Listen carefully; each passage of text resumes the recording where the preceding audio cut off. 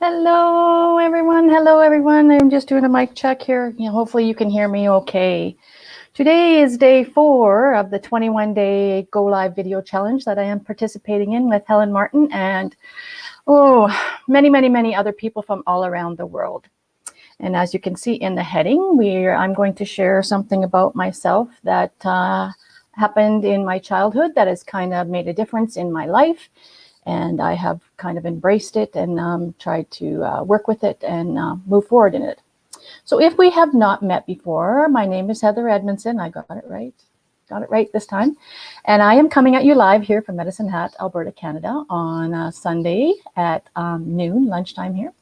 I hope everyone is having a wonderful day, whatever time of the day it is for you in your part of the world that you're tuning in from. So yeah, like I said, I'm going to share something about you that kind of was crippling for me. Hopefully I don't get emotional. And if I do, that's just me. Sorry for the wet, messy hair. I just finished my workout, had a shower, and I'm jumping on here to be with you guys today. So I don't really know if they do this now in schools or not, but when I went to school, we used to have to get up and read in front of everybody. And they'd kind of go down the row, person by person. And when it would get to me, I'd get all tongue-tied and I'd stumble on my words and people would start to laugh.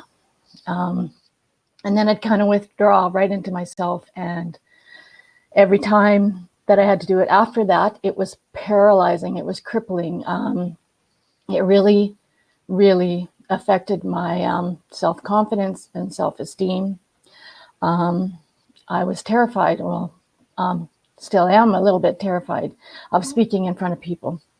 3 out of the 4 of our kids got married, and I couldn't even get up and speak along with my husband in the front at the podium there when we were welcoming the other spouse to the family and stuff like that, because I'd start bawling and I needed a box of Kleenex and on and on and on. So it kind of goes part and parcel. If you caught my Go Live yesterday about fear and being crippled by it, terrified to speak in front of public or to go press the button on a Go Live like this.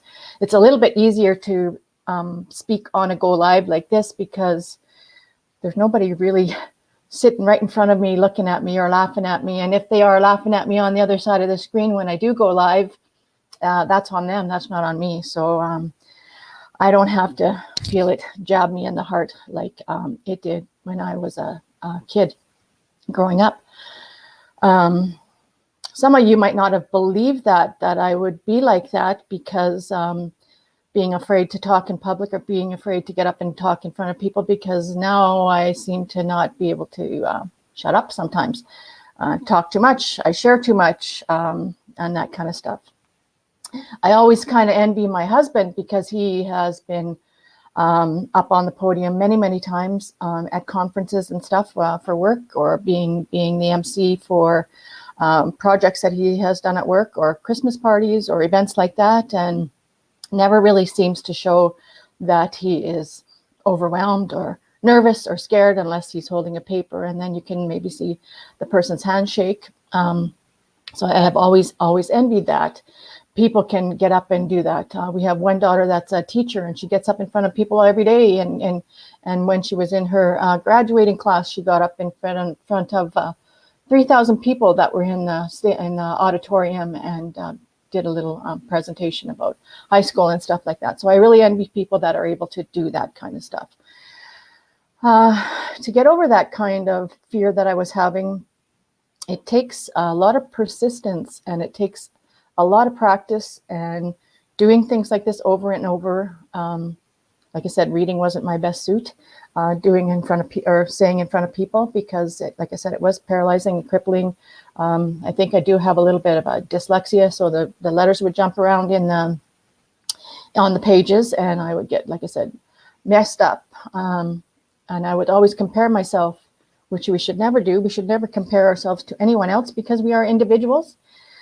We are all just who we are. Like I said today, no makeup, wet, messy hair, and that's just me. That's just the way I am. Why do we always compare ourselves to all these people that seem to be, or what we believe to be, better than us? It can, like I said, cripple us We have to practice to get out of our headspace and just run with it and go with it, like some of the topics that I spoke about yesterday. And that is something that you might not have known about me. Find someone that can help you overcome this fear that you might have, like I had, or surround yourself with a group of people that support you and are kind to you. I had an interview for a job at one point, actually the job that I'm doing right now as a nurse, and they ask you to talk about yourself. And that is always the hardest thing. And they said, what is it that you can bring to this group of people that you're going to work with? You know, how they always ask you that. What is one of your best qualities that you believe that you have and that you can share with the team? And I thought about it for a sec, and I said, if I can put a smile on somebody's face, and if I can make that person laugh, even if it's only one person in the day, I have done my job. And the boss that was interviewing me said, you know, we have never had somebody ever say anything like that. They're always, you know, talking about their technical skills or some of their education that they have achieved and that they're bringing to the table. But nobody has ever brought that nobody had ever brought at that time a personal aspect to the job as I mentioned. So that's my goal in life. If I can help one person every day, if I can put a smile on their face every day, if I can be a human being and treat that person like a human being, then I have done my job. So I hope that you found some value in this, and if you want to pass it on to someone else, go right ahead and share it with your friends and stuff like that. I'd appreciate the support. If you're jumping on the replay, type in replay and I will give you a shout out after the fact. If you're jumping on here now, wave to everybody and say hello. I didn't want to just get distracted with some of the names that are popping up, so I just continued on.